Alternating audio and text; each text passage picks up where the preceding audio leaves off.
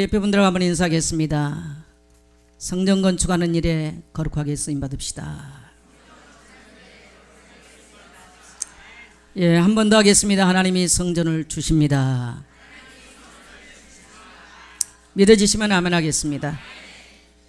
우리가 이제 역대하를 어제까지 성경을 다 읽고 오늘부터 에스라서를 읽고 있습니다. 여러분 꼭 성경 읽고 하나님 주신 신령한 은혜가 넘치기를 축복합니다. 역대상하의 주제는 한마디로 성전에 대한 얘기입니다.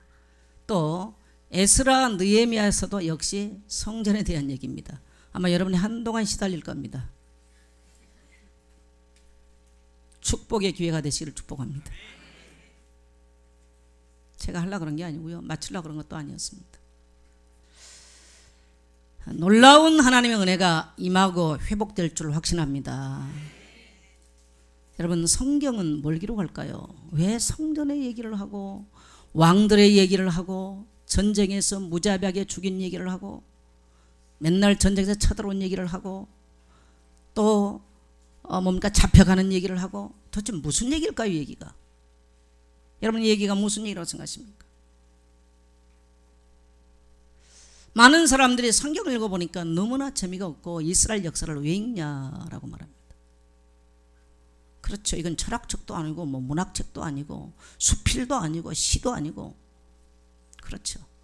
그러나 여러분 이 성경은 세상에서 배울 수도 없고 가르쳐 줄 수도 없는 인생의 문제, 내 자신의 문제, 내게 와 있는 고통과 시련, 내가 빠져나올 수 없는 운명의 문제, 내 힘으로 노력으로 해결할 수 없는 인생의 문제를 해결하는 비밀이 성경에서만 가르쳐주는 줄 믿습니다. 이걸 알고 성경을 읽으면 읽어도 또 무슨 말이 나올까 궁금하고 궁금해서 성경책을 놓을 수가 없어. 그런데 이 비밀을 모르면요 너무너무 재미가 없어요. 힘들어요. 어떤 사람은 최고의 수면제, 어떤 사람은 성경 읽다 인생이 변화되고. 유명한 커바디스라고 하는 영화가 있는데요, 그 영화를 만드신 분은 도대체 예수쟁이들이 뭐냐, 이것들이 왜 그렇게 죽이고 목자라고 해도 그렇게 예수를 꼭 믿는가. 그래서 기독교를 박해하기 위해서 성경을 읽기 시작했어요. 성경 읽다가 놀라운 성령의 감동이 오고 감화가 오고요, 성령이 불같이 역사를 했습니다. 그래서 이 사람이 회개하고 회심하고 돌이켜서 코바디스, 주여 어디로 가시나이까, 이 책을 쓰고 그것이 바로 불후의 명작이 된 영화, 불신자든 신자든 간에 수많은 사람들이 보았던 영화 코바디스라고 하는 이 영화를 만들게 됩니다. 도대체 성경 안에는 뭐 있냐는 거예요. 이병철 삼성그룹 회장이 세상을 떠나기 한 달 전에 질문을 냈습니다. 천주교 신부님한테 그걸 질문해서 24가지를. 사람은 어디에서 왔는가? 사람은 어디로 가는 것인가? 죽음 이후의 인간은 어떤 세계가 존재하는가? 과연 하나님이란 분은 계시는가? 과연 지옥은 존재하고 있는 것인가? 과연 천국은 있는 것인가? 기독교인들이 말하는 과연 마귀는 있는 것인가? 이런 질문을 쭉 24가지를 해서 신부한테 줬는데 이 어리삐리한 신부가 답을 못 해버렸어. 죄송합니다 이런 표현에서. 한 달여의 시간에 그 답을 못하고 이병철 씨는 그 중대하찬 가장 한국의 재벌이요 돈 많고 엘리트 가문이요 모든 것을 다 쥐고 있던 그분이 마지막 세상 떠날 때 인생의 본질을 질문했는데 여기에 대한 답을 못 얻고 끝나버렸습니다. 여러분 잘 알다시피 그 가정은, 그 가문은 불교 집안입니다. 오늘 만일에 여러분이 성경이 뭘 말한가를 오늘 여러분이 알게 된다면 세상에서 돈을 많이 벌고 성공을 하고 출세하고 먹고 마시고 시집가고 장가가고 좋은 대학을 가고 좋은 직장 가는 것보다 더 중요한 본질적인 인생의 문제를 해결받는 귀한 축복의 시간 될 줄 믿습니다. 우리가 오늘 역대기를 읽어보면요 성전에 대한 얘기인데 어떤 왕은 굉장히 적군을 물리치고 다른 나라를 정복을 해서 또 영토를 넓히고 또 뭡니까 포로를 잡아오고 노예를 잡아오고 땅을 넓히고 막 뭐가 성을 건축하고 이러는데 어떤 왕들은 늘 전쟁하다 왕들이 쫓겨다니다 죽고 또 일찍 죽고 병들어서 죽고 그 희한한 근데 성공한 왕이 그렇게 많지는 않아요. 굉장히 대조적인 얘기로 성경은 좀 기록되고 있어요. 도대체 그러면 그렇게 성공했던 사람들의 비결이 뭐냐는 거예요. 비밀이 뭐냐. 오늘 첫째로 이 왕들을 통해서 우리가 받은 것은요 중요한 몇 가지를 회복하는데 그 첫째가 뭐냐 따라합시다. 재앙을 막는 6월절 회복. 바로 오늘 신약적 표현을 쓴다면 복음 회복이에요. 아무리 열심히 대단한 왕이 된다 할지라도 재앙을 막을 수 있는 영적인 비밀을 모르면 왕이 돼도 실패해요. 그 왕자를 지킬 수가 없어. 오늘 한마디로 하나님이 어마어마한 축복을 주셨다 할지라도 내 인생에 와 있는 재앙을 이길 수 있는 내 운명을 이길 수 있는 이 비밀을 가지고 있지 못한다면 결국은 인생은 실패하게 되어 있습니다. 여러분 우리가 불신자의 눈으로 세상을 보면요 세상 돈 벌고 성공하고 이런 사람들이 엄청나게 부러워요. 그러나 영적인 시각으로 바라본다면 그들이 하나님의 자녀를 부러워해야 돼. 근데 그 눈이 안 떠져 있겠죠. 그래서 결국은 그가 세상 것 다 하다가 짧은 생을 살다가 끝나버리는 거예요. 영원한 인간이 해결할 수 없는 내세를 향해서 가는 것입니다. 성령에서만 말하는 것입니다. 만일에 오늘 여러분 마음이 답답하고 우울하고 내 인생은 이렇게 안 풀릴까, 나는 왜 이렇게 내 가정 가문은 괴로울까, 고통당하고 있을까 라고 혹시 생각하신 분들 오늘 하나님의 말씀에서 큰 해답을 얻고 오늘 이 예배를 통해서 여러분의 모든 인생의 문제가 해결되는 축복의 예배가 되시를 축복합니다. 과연 오늘 성경에서 자 역대상 30장 1절 우리 다시 한번 읽겠습니다. 같이 읽겠습니다.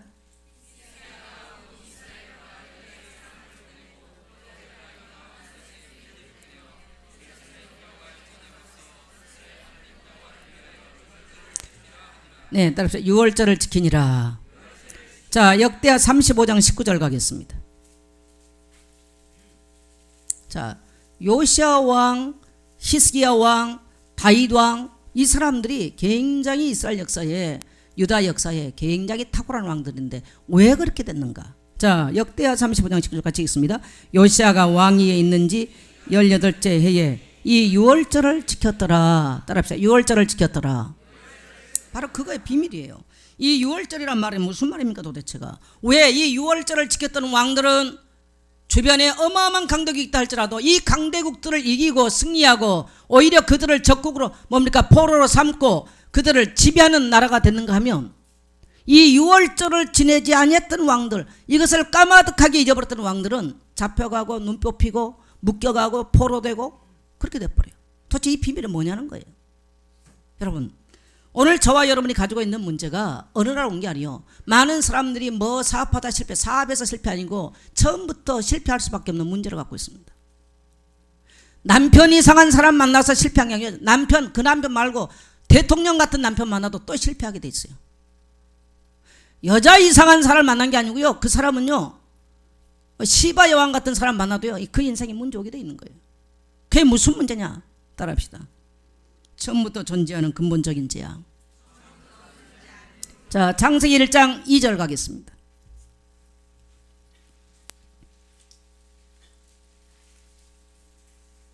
예, 창세기 1장 2절 같이 읽습니다.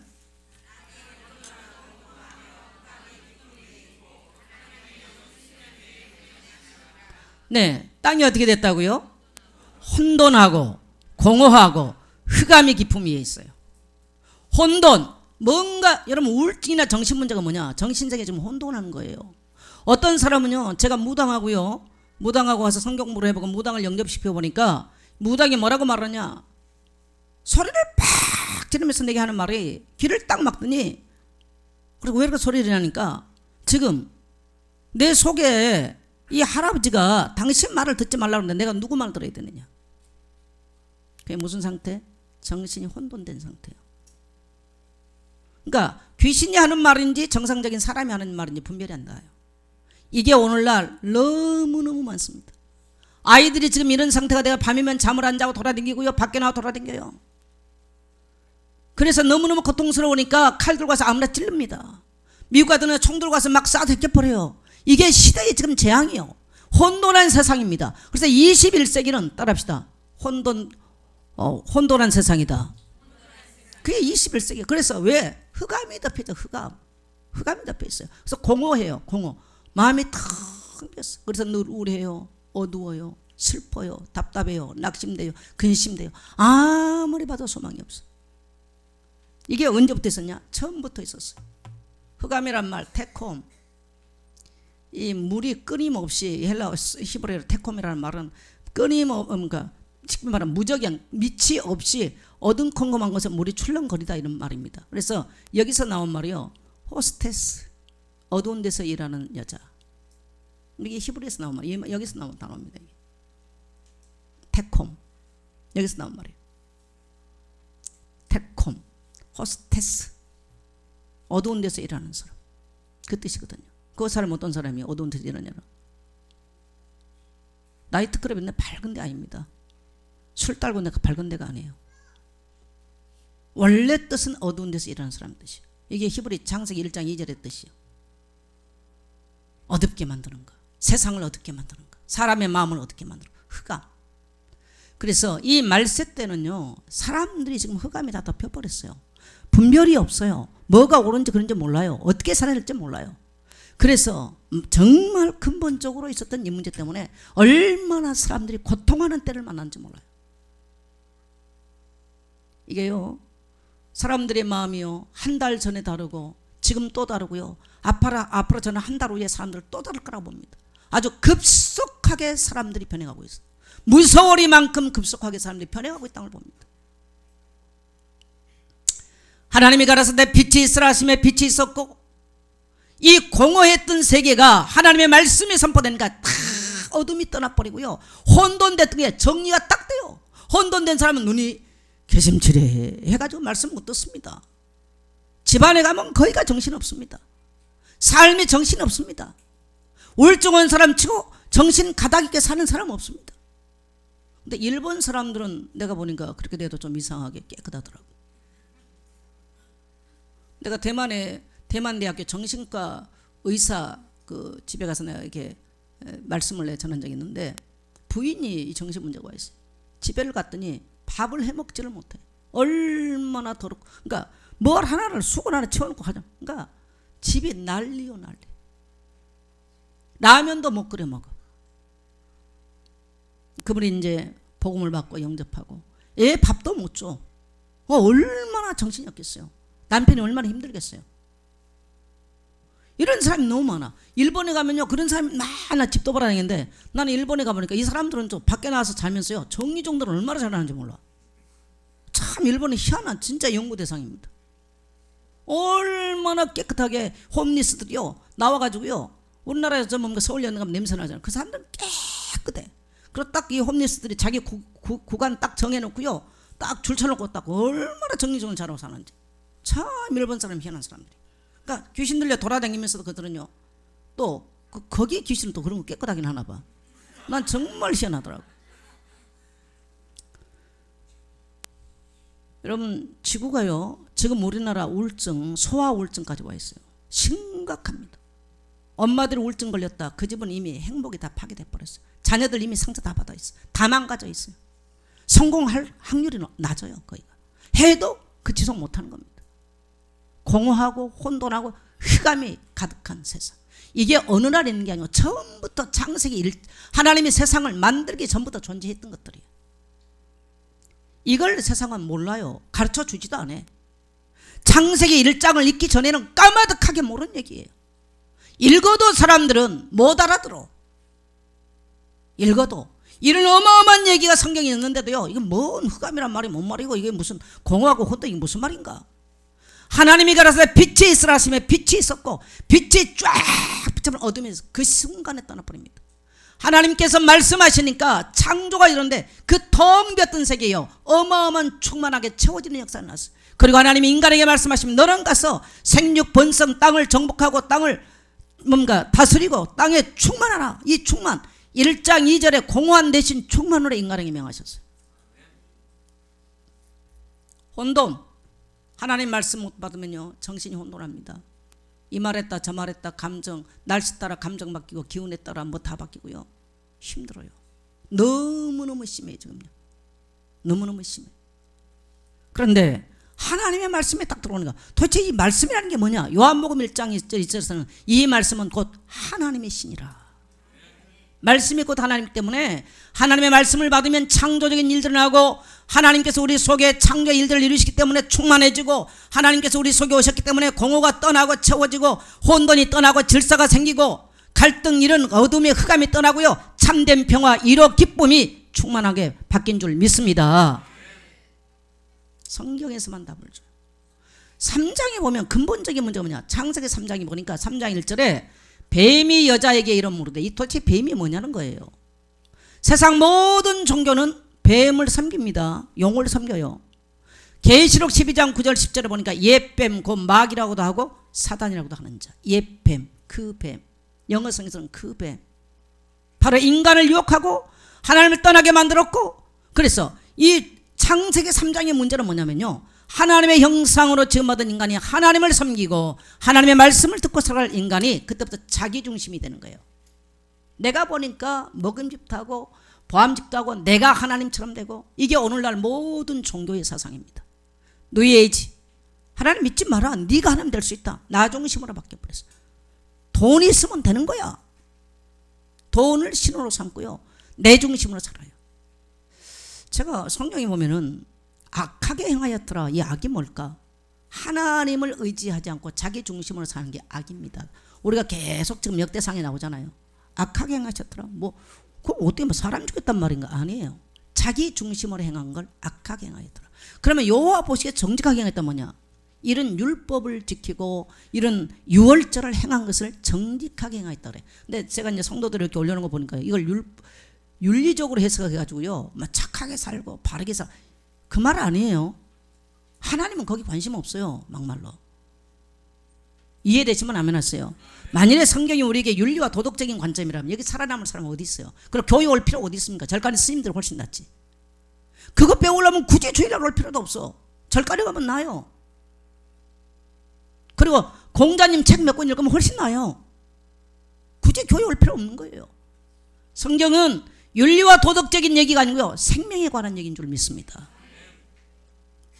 그래서 세상 종교나 세상 철학이나 학문이 가르쳐 줄 수 없는 것을 성경이.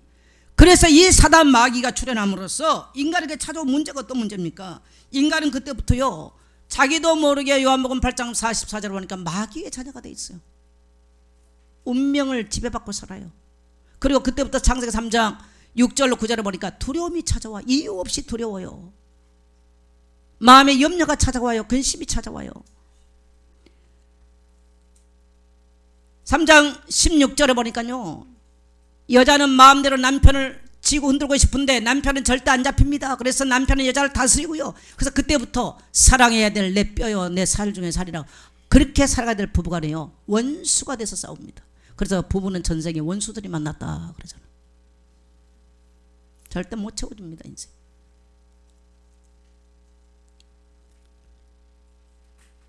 부부 문제 나오면요 자녀 문제 와요. 자녀 문제 오게 돼 있어요. 그리고 그 자녀들이 세상 나가면 또 사회 문제가 옵니다. 그래서 세상은 사회는 편할 수가 없어요.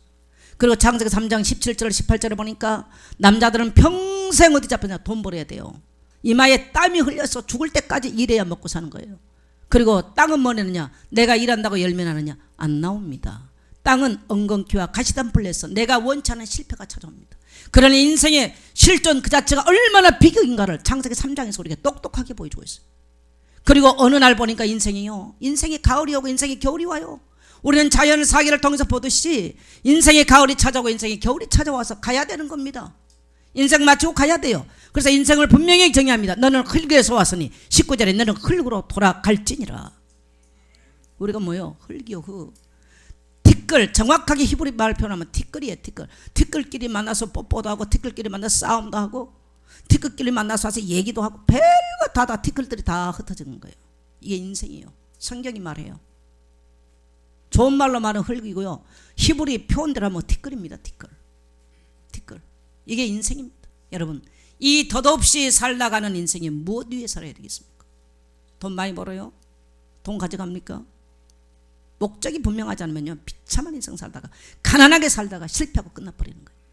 오늘 사랑하는 우리 예선교회 속한 모든 성도님들, 하나님의 말씀을 듣고 하나님 주신 놀라운 축복들의 복되시기를 축복합니다. 이러한 인간에게 하나님이 주신 유일한 답은 창세기 3장 15절 여자의 후손. 모든 세상 사람들은 남자의 후손입니다. 어떻게 여자의 후손이 올 수 있습니까? 이사야는 이사야 7장 14절에 보라, 처녀가 잉태한 아들 낳을 것이요 그 이름을 임마누엘 하리라. 임마누엘, 하나님이 내 속에 오실 때에만 인간은 가능하게 모든 근본적인 재앙의 문제를 해결할 수 있는 줄 믿습니다. 그래서 이 근본적인 재앙이 해결되지 않으면 공부에도 실패하고 돈 벌어도요, 남 좋은 일 하지 자기에게는 돈 안 돼요. 꼭 알아들으셔야 돼요. 그리고요, 영적인 문제 와요. 정신 문제 와요. 우울증 와 있어요. 혹시 예배 드릴 때 나는 정신적으로 안 강하다, 좀 이런 분들은요, 앞자리에 앉으세요. 제가 대학원에 지금 상담학을 공부하는데 뭐가 있냐, 네마 테라피라는 게 있어. 네마 테라피. 뭐 요즘 뭐 무슨 테라피 그거 다 물론 대놓으면 뭐 살갗도 좋고 뭐도 좋겠지만 영혼의 테라피는 안 됩니다. 그거 하지 마시고 따라합시다. 네마 테라피. 네마 테라피를 해야 하나님의 말씀이 내 심령에 박혀져야 내 신경세포 감각에 내 영혼이 살아나는 거예요. 그 다음에 다른 테라피로도 살아. 근데 근본적으로 하나님의 말씀이 내게 치유하는 역사를 경험하지 못하면 그 어떤 것들을 해도 내 인생은 절대 소성함을 못 얻습니다. 하나님 말씀 딱 들어버리면요, 그렇구나, 여자의 후손, 처녀가 잉태하여 아들을, 하나님이 어떤 분이야? 처녀의 몸에서 오실 분이요. 그분만 우리에게 근본적으로 잡혀있는 공허와 혼돈과 어둠, 그리고 우리 인생의 배후의 역사는 지옥 권세를 붙잡고 있는 사단마귀 귀신의 손에서, 환경의 문제에서, 가난에서, 질병에서 우리를 해방하실 수 있는 유일한 분은 여자의 후손, 구약에서 메시아 그리스도밖에 없는 줄 믿습니다. 그래서 메시아 그리스도께서 오셔서 십자가에 죽으실 것을 이미 창세기 3장 15절에서 말씀하신 거예요. 피의 제사. 그래서 모든 구약의 핵심 내용은 뭐냐? 따라서 피제사. 그래서 애굽의 문제가 뭡니까? 애굽의 이스라엘 백성들이요, 이유도 몰라요. 몰랐어요. 430년 동안 노예가 됐어. 노예는 자유가 없어요. 암만 돈 벌던 데 거 되지 않아요. 그야말로 남의 나라 노예 생활하는 거예요. 430년 동안 얼마나 비참했는지 몰라요. 이 430년 동안 노예 생활 잡혀있었던 그 이스라엘 백성들이 총으로도 안 됩니다. 능력으로도 안 됩니다. 힘써도 안 됩니다. 이해서도 안 됐습니다. 어떤 사람은 가난에 그렇게 430년 잡혀있는 것보다 더 지긋지긋하게 가난에 잡혀있는 사람이 있어. 어떤 사람은 환경에 그렇게 잡혀있는 사람이 있어. 오늘 여러분 귀를 열고 듣게 되시기를 축복합니다. 430년 동안 도저히 바뀔 수 없는 이스라엘 백성들에게 하나님께서 모세를 시켜서 말씀하십니다. 자, 우리 성경 가겠습니다. 출애굽기 12장 13절 가겠습니다.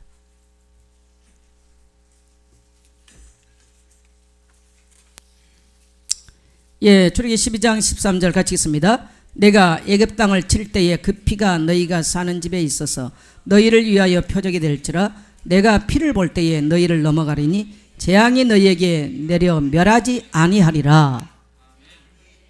뭘 볼 때에? 피를 볼 때에. 이스라엘 백성들이요, 이 양을 잡아서 그 피를 문설주에 다 발라놨습니다. 하나님 말씀하십니다. 온 애굽에 재앙이 내릴 때 그 피를 보면 내가 넘어가고 모든 재앙이 넘어갈 것이다. 그래서 하나님이 이스라엘 백성들에게 애굽에 내린 9가지 재앙, 10가지 재앙, 또 애굽 땅에 내리는 모든 재앙에서 살아남을 수 있는 길, 바로의 손에서 해방될 수 있는 길, 제약된 세상에서 해방될 수 있는 길, 양 잡아서 피 바르라는 겁니다. 그게 바로 유월절 제사였습니다. 믿든지 안 믿든지 이것은 하나님의 약속이고 하나님의 방법인 것입니다. 할렐루야. 오늘 이 시대에 우리는 각양각색의 문제를 만나고 있어요. 어떤 사람은 부부 문제가 있어요. 어떤 사람은 지긋지긋한 돈의 문제가 있어요. 어떤 사람은 가난의 문제, 환경의 문제, 수많은 문제가 있어요. 따라서 답은 하나다. 피. 아까 우리 찬양했잖아요. 보혈을 지나 아버지 품으로, 보혈을 지나 하나님 품으로. 그게 도대체 무슨 말일까요? 제가 어떤 그런 그 교통사고가 났는데 이분이 교통사고 나서 뇌 수술을 하고 났는데 그때부터 어떠냐니까요. 어린 아이가 됐어요. 50대 중반 여자분이 안녕하세요 이러면서 얘기가 됐어요. 그럼 눈이 안 보인다는 거예요.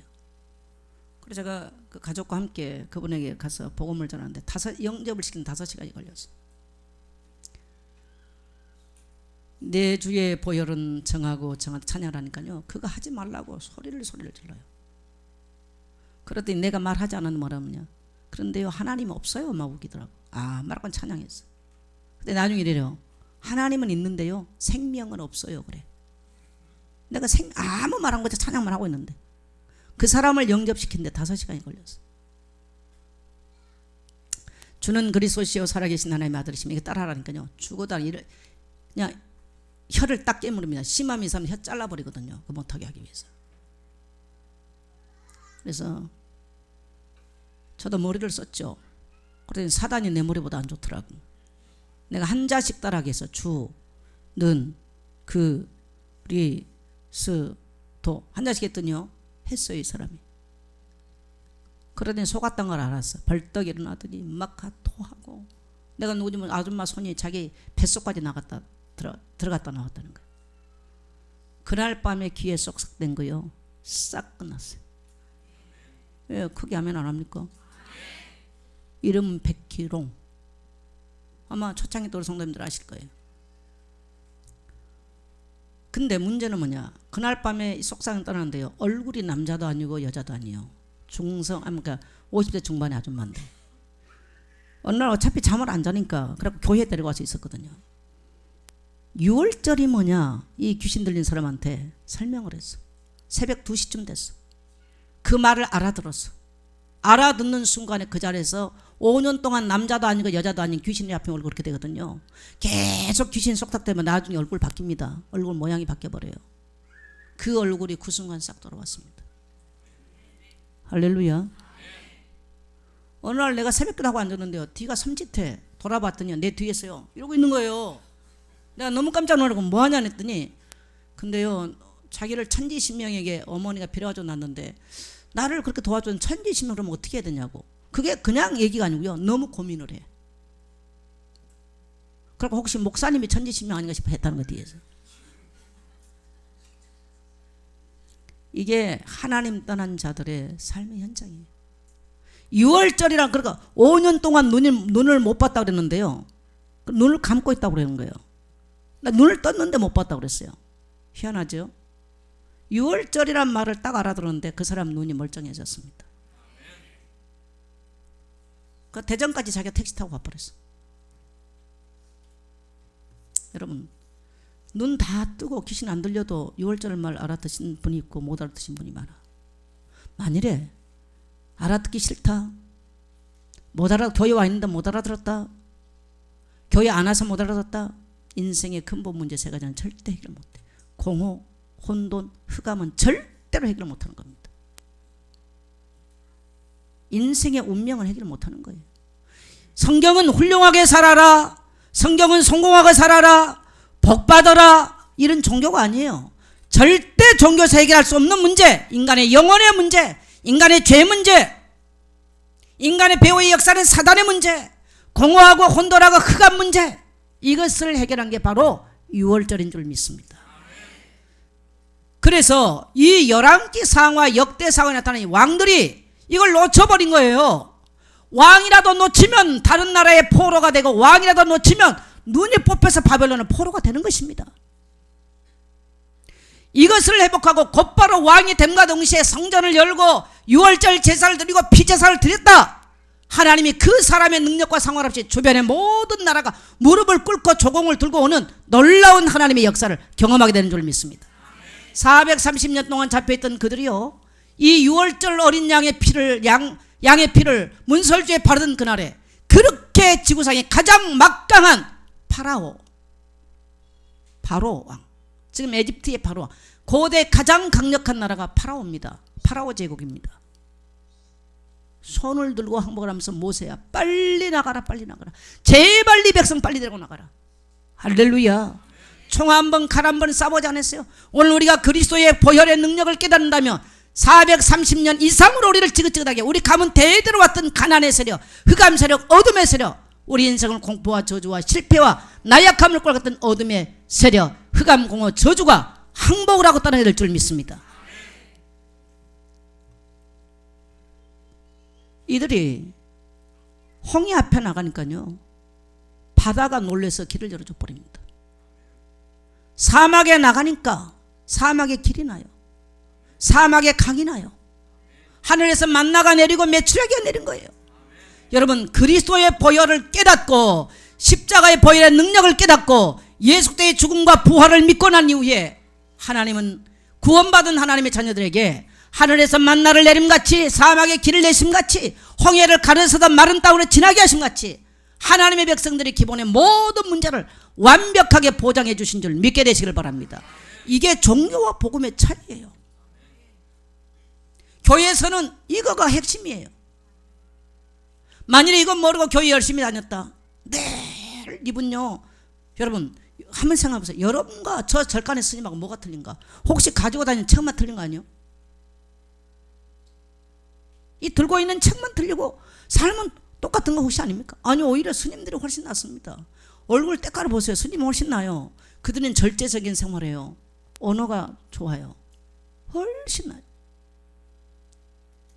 그리고 이미 자기를 비웠기 때문에 자기 중심이 아니에요. 죄가 뭐냐? 내 중심으로 사는 거. 그게 창세기 3장입니다. 하나님을 위해서 선악과 따먹은 거 아니죠. 인류를 위해서 따먹은 것도 아니요, 지를 위해서 따먹었어. 나 중심. 오늘 현대인들은요, 이기적이다. 나는 사람이 이렇게 이기적인데, 아니요, 이기적이 아니고요, 지중심이라, 내 중심이에요. 이게 오늘 가장 문제예요, 현대인들에게. 이기적이 아니고요, 내 중심, 나라고 하는 나 자중심이에요. 모든 걸 사람들은 나 중심으로 생각해요. 이게 창세기 3장입니다. 그래서 이게 내게 각인된 대로 뿌리 내린 대로 인생은 그 열매 따먹고 살다 가는 겁니다.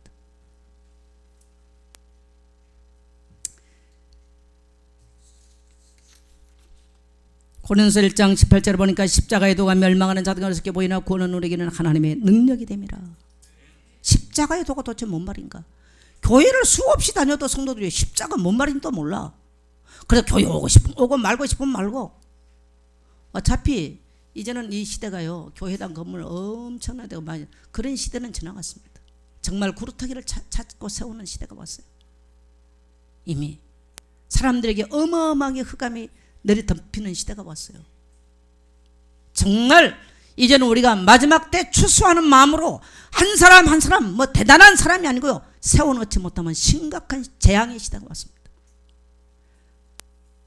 아무리 교회에서 훌륭한 말을 하고 아무리 좋은 말을 한다 할지라도 십자가의 도만이 인생에 멸망받을 인간을 구원할 수 있는 유일한 복음이요, 유일한 굿뉴스요, 유일한 소망이요, 유일한 해답이요, 유일한 인간에게 참된 1호의 소망이 되는 줄 믿습니다. 사단을 이기는 길, 죄를 이기는 길. 그래서 로마서 8장 2절에 보니까 생명의 성령이 법이 죄와 사망 모여서 너희를 해방하였습니다. 로마서 1장 16절에 보면 복음은 모든 믿는 자에게 구원을 주시는 하나님의 능력이 됨이라. 인간에게 능력, 모든 에워싸는 흑암과 어둠의 세력들을 불러제칠 수 있고 내 환경, 내 운명을 새롭게 할 수 있는 능력이 어디서 나오느냐? 따라합시다. 십자가 복음. 여기밖에 없어요. 예. 그래서 이 복음이 우리 인생 영혼 속에 각인돼야 돼요. 이거 안 되면 결정적인 순간에 상처받았던 모습, 상처받았는 체질, 이거 나왔어요. 인생을 뒤엎어버려요. 안 됩니다. 안 되는 거예요. 이것은 교회가 아니면 절대로 세상에서는 못 가르치는 내용입니다. 세상은 영적인 지식이 없습니다. 종교는 좋은 것이나 영적인 지식을 말해주지 않냐고 영적인 문제를 해결해 주는 것이 아니에요. 그래서 히스기야 왕이나 요시야 왕 같은 왕, 다윗 왕은요, 성전을 세워서, 왜 성전을 세워야 되느냐? 6월절 제사를 드려야 되기 때문에. 이들은 성전을 세워서 6월절 제사를 드림으로써 그 왕국, 그 나라, 그 시대, 그 가문, 그 개인, 그 가정을 하나님의 놀라운 축복으로 회복시킨 줄 믿습니다.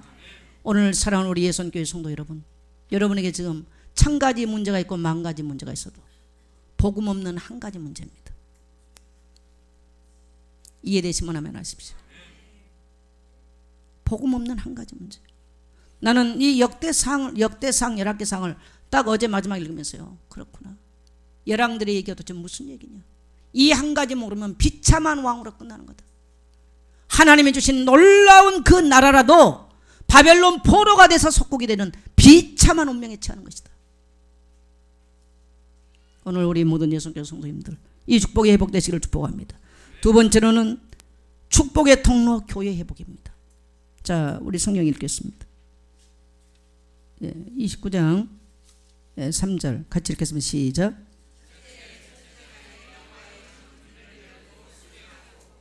네, 어떻게 했어요? 여호와의 전의 문을 열고 수리했어요. 성전이요 다 망가져 버린 거예요. 히스기야 왕이 되자마자 성전 문을 열어 제끼고 성전을 보수하고 수리하고 성도들을 하여금 예물을 드려서 성전을 수리해냈어.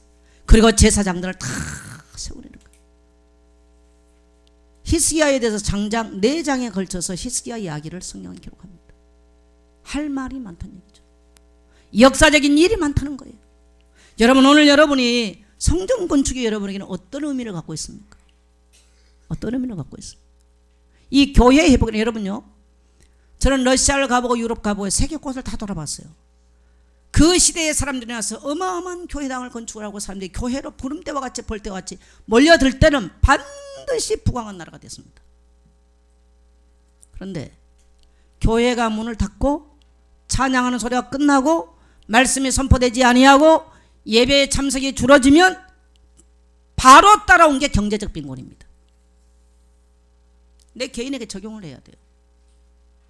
러시아에 가면 세계에서 가장 아름다운 성전들이 있어요. 러시아에 가면 1000년 동안 전쟁에서 한 번도 안 접었어. 성경 읽지 않고 매놨어요. 왕이 예배가 뭔지 모르고 잊어버렸어. 니콜라이 황제 그야말로 그날 낮에 12시에 점심 먹고 딱 식탁에 앉았는데요, 벌새벽기 혁명이 일어나요. 그대로 잡혀가서 죽습니다. 저 페테르부르크에 레닌그라드, 이제 다른 말로 레닌그라드 페테르부르크 아닙니까? 그 헤르미타지 그 박물관 가보니까 그때 그 시계에 딱 멈춰 있고요. 그때 썼던 수저 접은 이 뭔가 포크 그대로 그 식탁에 있어요. 밥 먹다가 잡혀가서 끝났어. 그 황제 니콜라이 2세. 그리고 러시아는 70년 동안 공산주의 됩니다. 스탈린 때는요 2천만을 죽입니다. 비참한 피비린내 나는 역사가 됐습니다. 근데 하나님께 예배를 하고 성전을 짓고 예배하고 있다는요 1000년 동안 전쟁에서 불패의 땅이에요. 저 러시아가 불패의 땅, 지구상에 가장 큰 땅을 갖고 있어요. 여러분, 세계 지도를 딱 펴놓고 한번 봐보세요. 성경을 정확하게 가르치고 참 예배를 드린 나라 바이블 벨트, 가장 지구상에 잘 삽니다. 가장 못 살고 희한한 나라들, 힌두교, 불교인 나라, 지도 딱 펴놓고 한번 봐보세요. 그 다음에 이슬람 있는 나라는 날마다 테러, 날마다 사람 죽이는 거. 한번 지도를 딱 펴놓고 한번 봐봐요. 우리 대한민국 언제 잘 살았습니까? 동네마다 교회를 세우고 동네마다 성도들이 헌신하고 하나님께 예배할 때 잘 살았습니다. 할렐루야. 오늘 사랑하는 우리 예수님교회 사랑하는 성도 여러분, 성전 건축이 여러분의 위기입니까? 짐입니까? 부담입니까? 따라합시다. 내 인생의 모든 것을 바꾸는 축복의 통로가 됩시다. 예, 이 성전의 비밀이 뭐예요? 성전에는 희생 제사를 드리는 거. 그래서 29장 22절에 보면은, 오늘 성경 29장 22절에 보면은요, 이에 숫소를 잡으며 제사장들이 그 피를 받아 제단에 뿌리고, 또 양들을 잡으며 그 피를 제단에 뿌리고, 따라합시다. 뿌리고, 바로 계속 피 뿌리며 제사. 이게 바로 기독교 예배의 비밀이에요. 이 피를 갖다 제단에 뿌리는데 개인, 가정, 시대여 재앙이 끝나는 겁니다. 시대의 재앙이나 사단의 권세나 저주를 이기는 길은, 따라합시다. 피 흘림이 없은즉, 피 뿌림이 없은즉 이길 수 없다. 그래서 우리는 훌륭하신 교주를 모시고 있는 것이 아니고요, 너무너무 연약하게 십자가 지시고 칼보리에 올라가셔서 처절하게 피 흘리셔서 우리의 죄와 원수마귀 저주의 세력을 꺾으신 예수 그리스도를 우리는 주로 고백하고 믿는 줄 믿습니다. 그래서 요한복음 19장 30절에 보니까 내가 다 이루었다. 모든 인류의 문제를 다 끝내버렸어요. 이것을 믿는 게 신앙이고 이것을 믿는 게 믿음인 줄 믿습니다. 혹시 문제 있습니까? 이 그리스도의 십자가, 그리스도란 말을 이해하고요, 이 십자가 피란 말을 의지하고요, 아니면 이 성경 구절을 계속 찾아서요 하루에 3번씩만 예배 한번 해보세요. 여러분 인생에 어떤 변화가 일어나는가? 혹시 남편하고 힘드세요? 한번 해보세요. 경제 문제 때문에 힘드세요? 한번 해보세요. 가정의 질병이 찾아오고 가난하다 힘드십니까? 한번 해보세요. 하나님은 만일에 여러분에게 애굽에 있는 이스라엘 백성처럼 증거를 주시지 않는다면 하나님은 돌아가셨을 것입니다. 하나님은 서가시고 안 계실 것입니다. 그러나 반드시 그의 이름으로, 그 놀라운 그리스도 이름으로, 피 흘려 우리의 죄를 속죄하신 그리스도 이름으로 너희가 무엇이든지 구하라, 내가 이루리라. 지금까지는 너희가 구하지 않았으나 구하라 그러면 받으리니 너희 기쁨이 충만하리라. 놀라운 하나님의 역사와 하나님의 임재를 그리스도 이름 안에서 경험하게 되는 이름인 줄 믿습니다. 그래서 오늘은 예배가 무슨 예배입니까? 바로 그리스도의 십자가 피를 믿고 와서 예배하는 거예요. 그래서 오늘 이날은요, 따라합시다. 축제다. 네, 페스티벌이에요. 페스티벌. 예배가. 왜? 내가 할 수 없는 그리스도께서 하셨어.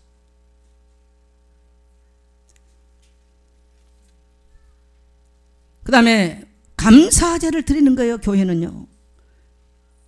역대하 29장 26절을 보니까요, 감사, 찬양이 뭐냐? 감사제예요. 하나님 성가대원은 가장 감사로 찬양해야 돼요. 만약 그 비밀이 없으면 뭐냐? 우상숭배가 돼버리면 똑같습니다. 이게 우상숭배예요. 온 성도는 주일날 와서요, 따라합시다. 감사로 찬양합시다. 감사 예물 들고 하나님께 예배합시다. 네, 여러분 감사 예물 드리세요. 그 멸망에 그래서 나를 구하는 은혜를 생각해 보셔야 돼. 그 은혜가 넘쳐나야 돼. 그 감사 찬양이 넘쳐나야 돼요. 우리는 너무 하나 앞에 거져야 감사 없이, 그러니까 점점 삶은 어두워지는 거예요. 저는 우리 모든 성도님들이 감사가 풍성하게 넘치게 회복되시기를 축복합니다.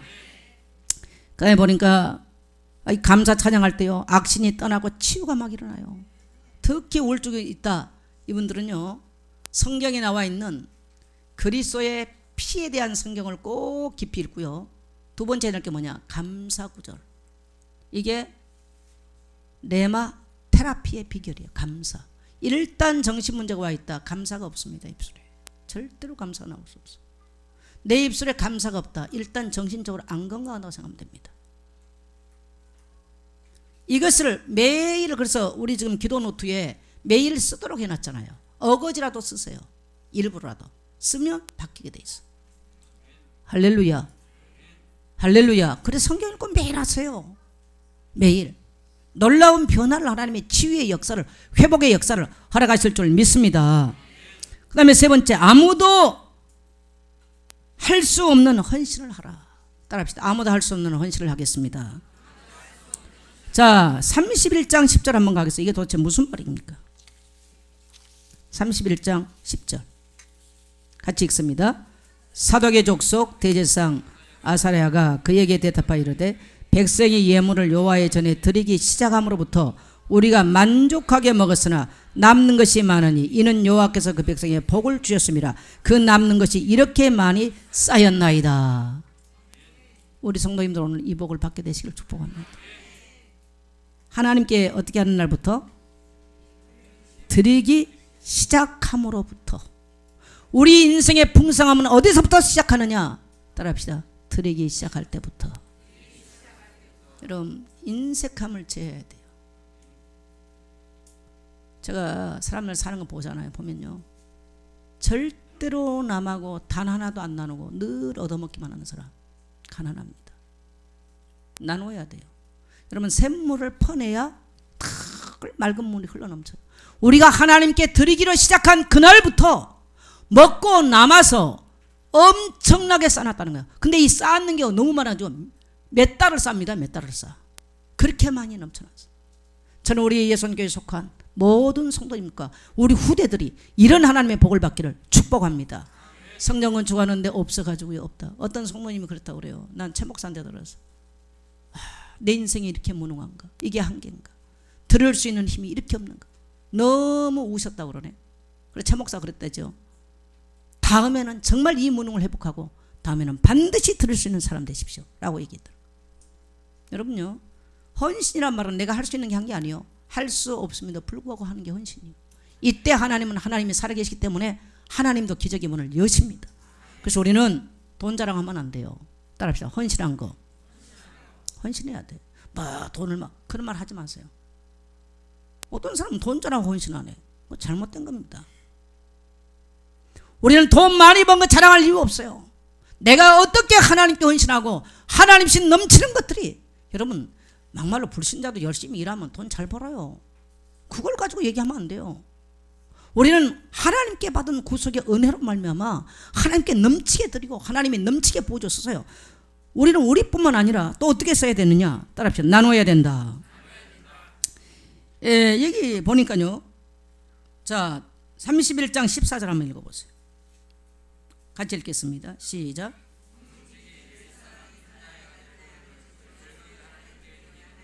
여호와께 드리는 것과 모든 지성물을 나누어 주며, 어떻게 했다고요? 나누어 줘요. 나눌 수 있어야 돼요. 나눌 수 있어야 돼요. 예. 그래서 교회는요, 성도들을 하나님이 언제부터 축복하느냐? 내가 구원받은 은혜에 감사해서 드리기 시작할 때부터요, 내 손에 모자람이 떠나고 내 손에 궁핍함이 떠나고 내 손에 연약함이 떠나고 하나님이 모든 잘못된 경계를 치유하시고 회복하게 되는 줄 믿습니다. 이 성전 건축의 시간표 속에 여러분 단 한 분도 빠짐없이 참여하십시오. 옆에 분들 인사해요. 반드시 쓰임 받읍시다. 오늘 여러분 만일에 내 마음에 정말 이건 교회 오니까 부담이다 그러시면요, 생각해 보세요. 내 구원만을 생각해 봐야 돼요. 단 한 분도 빠짐없이 하십시오.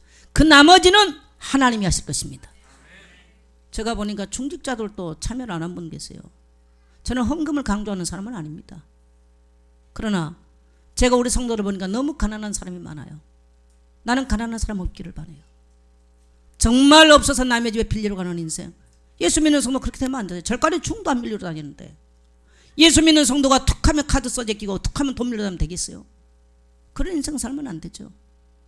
카드 쓰지 않아도, 남에게 빌리지 않아도 빚이 연걸르듯이 걸려가지고 인생 그렇게 살면 안 됩니다. 오늘 여러분, 오늘 이 날이 여러분 인생의 모든 국빚과 가난이 회복되는 날 되기를 축복합니다.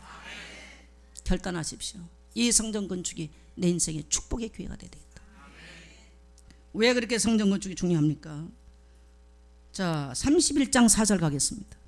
왜 그러는지 같이 읽겠습니다.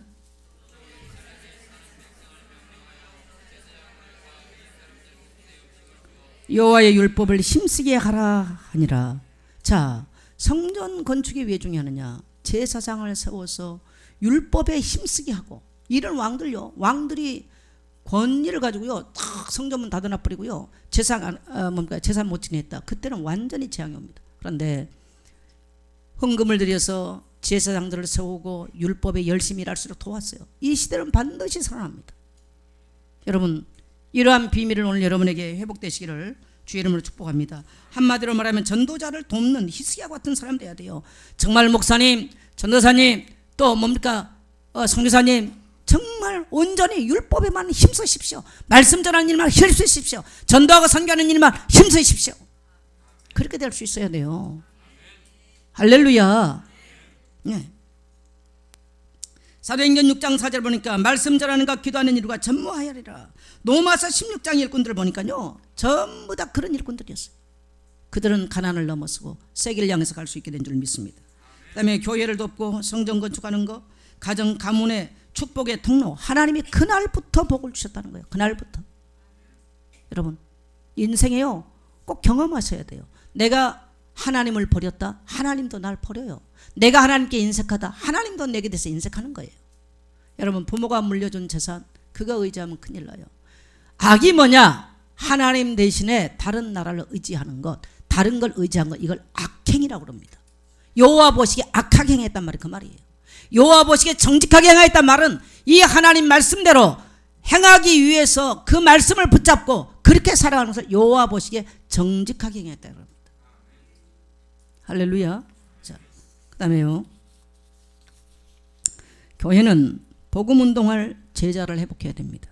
오늘 우리 교회는 히스기야 같은 일꾼들이 일어나게 되기를 정말 기도합니다. 또 이 히스기야는 제사장들 서고 제사장들을 도왔어요.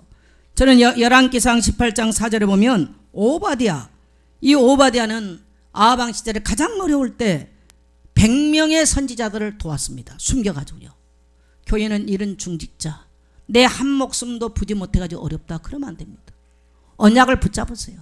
왜 그렇습니까? 시대에 이 재앙을 막을 수 있는 것은 복음밖에 없어요. 교회밖에 없는 거예요.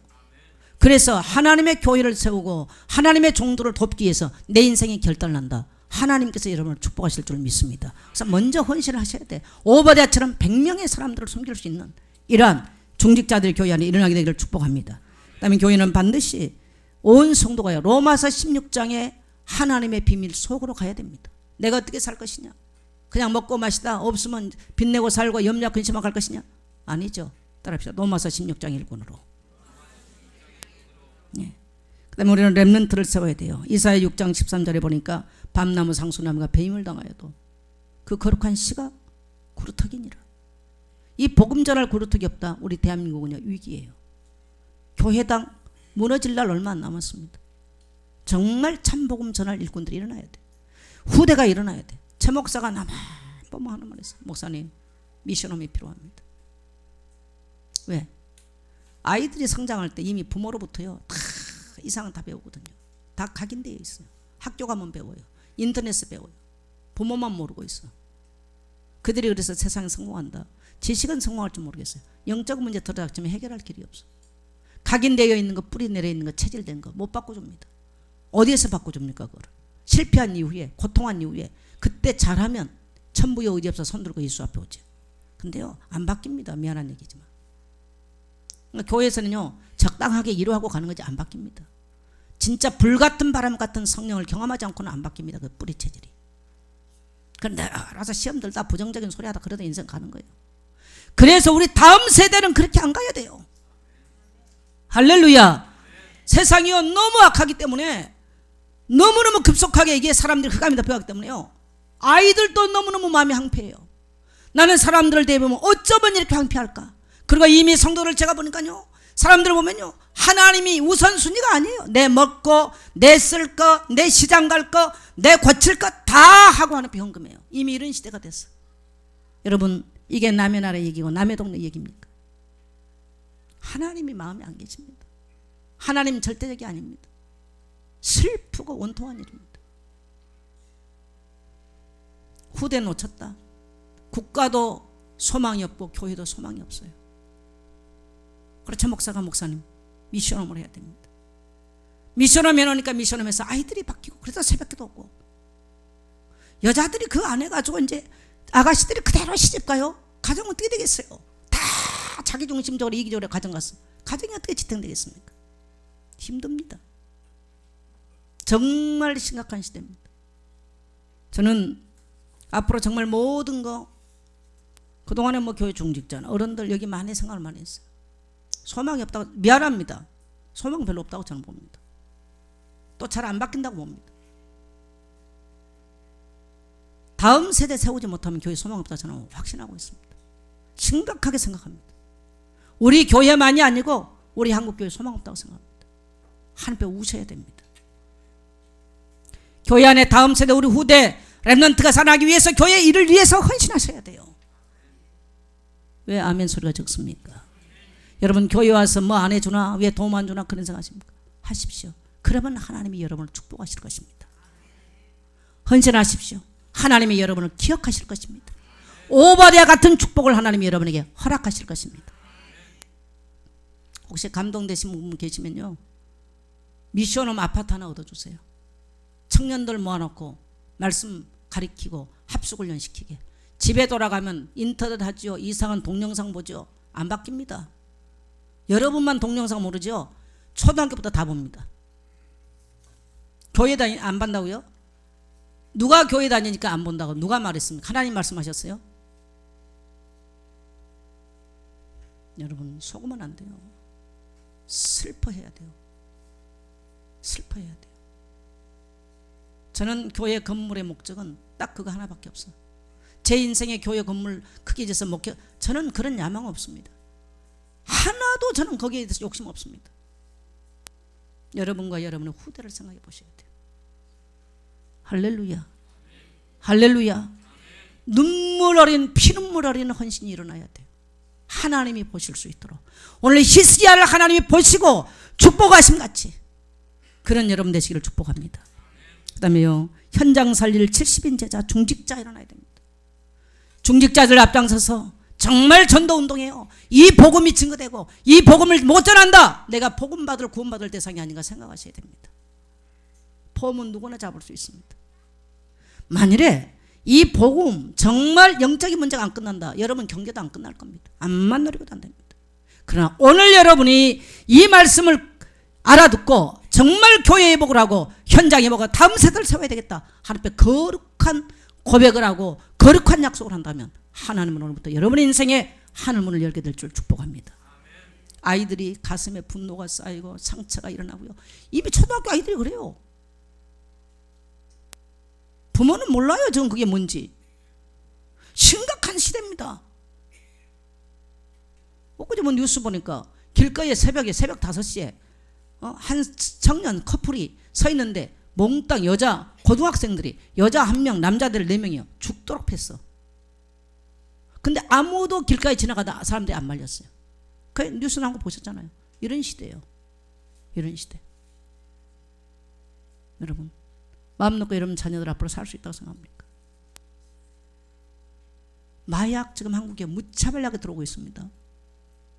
김무성 대표 사이가 마약범으로 잡혔니 여러 가지 말 많이 있잖아요. 여러분 지고화를 막론한 얘기예요. 얘기가 지고화를 너무너무 재앙 만난 시대예요. 처음부터 존재한 이 흑암 재앙을 이길 수 없는 이제는 무차별하게 원수가 마지막 때 막 그냥 다 이 사망의 물줄기로 막 흡수로 내려가는 이런 시대를 만났습니다. 오늘 온 성도님들 세상을 이기고 원수를 이기고 재앙을 이기고 모든 흑암세력을 이길 수 있는 복음을 원색적으로 회복하는 귀한 날 되시기를 축복합니다. 오늘 히스기야나 요시야 왕처럼 오늘 여러분이 그렇게 회복하는 날 되시기를 축복합니다. 그리고 우리 교회에 그러한 일꾼, 그래서 현장에 나가서 모든 준비부터 시작해서 내가 가는 현장 속에 이 복음을 전했다는 간절한 소원들이 나게 되기를 축복합니다. 결론 맺습니다. 복음 능력 회복하고 교회 회복하고 제자 회복하셔야 됩니다. 이 세 가지를 가슴에 품고 오늘 회복하는 여러분 되시기를 축복합니다. 이사야 43장 19절에 보면 하나님이 그러면 새를 영하실 것이고 광야의 길을 낼 것이며 사막 강을 여실 것입니다. 이사야 60장 22절에 보면 우리가 작을지라도 천명을 이루고 그 약할지라도 강국을 이루게 될 것이며 하나님의 때가 되면 속히 이루게 될 줄 믿습니다. 우리 말씀 생각하면서 하나님 이 세 가지를 회복하게 하옵소서. 복음의 능력을 회복하게 하시고 근본적인 재앙을 이길 수 있는 복음 능력을 회복하시고 교회를 회복할 수 있도록 하나님 앞에 헌신할 수 있도록, 그리고 현장 복음 전할 제자로 쓰임받게 하옵소서. 로마서 16장 같은 일꾼으로 쓰임받게 하옵소서. 다 같이 우리 간절히 한번 기도합니다. 살아계신 하나님 아버지,